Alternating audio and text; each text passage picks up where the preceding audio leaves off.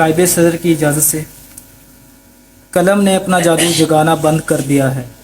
اس موضوع پر گفتگو کرنے کے لیے مجھے ماضی کی طرف جانا پڑے گا، بر صغیر کی تاریخ سے استفادہ حاصل کرنا پڑے گا۔ جب میں بر صغیر کی تاریخ پر نظر دوڑاتا ہوں تو علم و ادب سے تعلق رکھنے والوں کی آواز سنائی دیتی ہے، جن کے قلم سے انقلاب برپا ہوا۔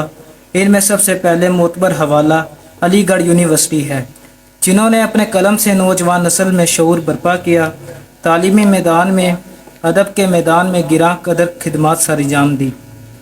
بر صغیر کے تقسیم ہو جانے کے بعد نظریہ پاکستان کی آواز نے مسلمانوں کے اندر ایک انقلاب کی فضا پیدا کی، آزادی کا نعرہ بلند ہوا۔ اس نظریہ انقلاب میں قائد اعظم اور علامہ محمد اقبال رحمۃ اللہ علیہ نے اپنے قلم کے ذریعے انقلاب برپا کیا، اور ان کی وساطت سے اللہ تعالیٰ نے ملک پاکستان جیسی نعمت سے نوازا گیا۔ قلم نے تو انقلاب برپا کیا، جیسا کہ فورٹ ولیم کالج کا قیام اس کی بہترین مثال ہے۔ سرزمین سرگودا پہ نظر ڈالتا ہوں تو مجھے ڈاکٹر وزیر آغا، ڈاکٹر انور صدیق، پروانہ شاہ پوری، ڈاکٹر خورشید رضوی، غلام جیلانی اصغر، علامہ رخش ترابی، انور گوندی وغیرہ کے قلم کی خوشبو آج بھی ادب دوستوں کے ذہن میں متواتر مہکتی ہے اور انہی کا علم بلند کیے ہوئے ہے۔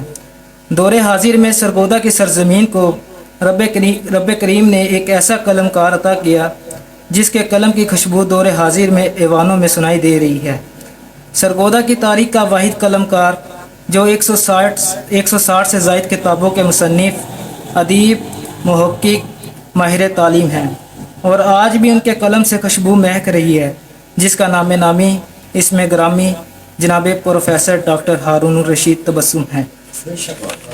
دور حاضر میں ہمارا معاشرہ تخلیق کے اصولوں کو نہیں سمجھ پاتا، جس کی وجہ سے معاشرے میں بے راہ روی کا شکار، ادب سے عاری اور تاریخ میں ڈوب گیا، اور اس کے ساتھ ساتھ قلم، ثقافت، تہذیب اور روایت سے محروم ہوتے جا رہے ہیں، اور ان اصولوں اور بنیادوں کا کوئی احساس و شعور نہیں رکھیں گے تو اپنے اور تہذیب کو تباہ کر دیں گے، بلکہ تباہ ہو رہی ہے۔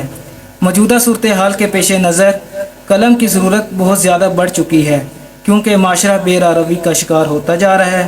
یہاں پر اہل قلم کی ذمہ داری مزید بڑھتی جا رہی ہے، تاکہ اہل قلم معاشرے کی صحیح سمت کا تعین کر سکے۔ شکریہ۔